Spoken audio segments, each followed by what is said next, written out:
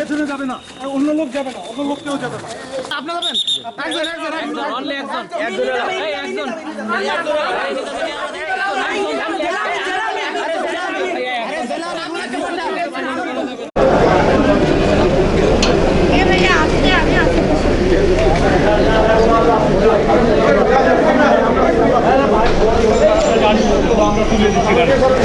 আপনি একটু সামনে দিয়ে সরেন।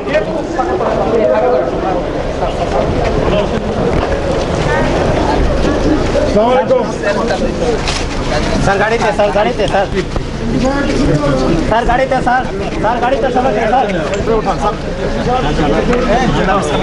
স্যার গণপ্রজাতন্ত্রী বাংলাদেশ সরকারের কুষ্টিয়া আসনের 1 আসনের যিনি নির্বাচিত এমপি হাফেজ মাওলানা মুফতি আমির হামজা সাহেব, ওনার বিরুদ্ধে আমাদের বারের যিনি আইনজীবী অ্যাডভোকেট হুমায়ুন কবির কর্নেল ভাই, উনি একটা 500 ধারা 296 ধারা এবং 506-এর 2 ধারা মোতাবেক একটা মামলা করেছিলেন।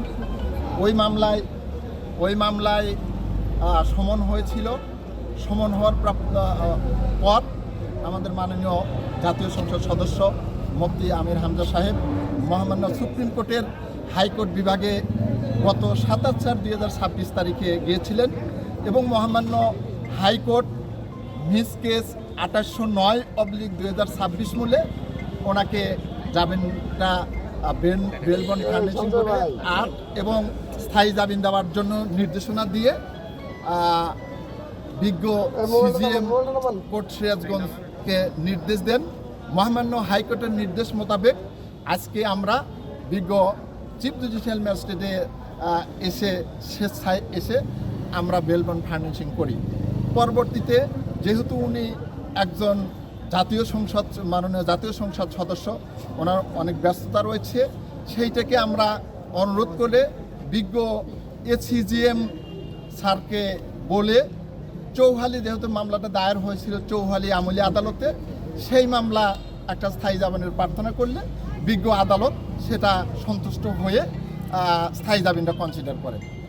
ওনার বিরুদ্ধে আরেকটা মামলা হয়েছিল, সেই মামলায়ও সমনপ্রাপ্ত হয়েছিল, সেটি বাদী ছিল শামীম খান। ওই মামলাও যেহেতু উনি আসছে, এই মামলাটাও বিজ্ঞ অতিরিক্ত চিফ জুডিশিয়ালকে অনুরোধ করে আমরা স্বেচ্ছায় জামিনের প্রার্থনা করলে ওই মামলাটাও বিজ্ঞ অতিরিক্ত সিজিএম স্যার ওনাকে স্থায়ী জামিনটা কনসিডার করেছে।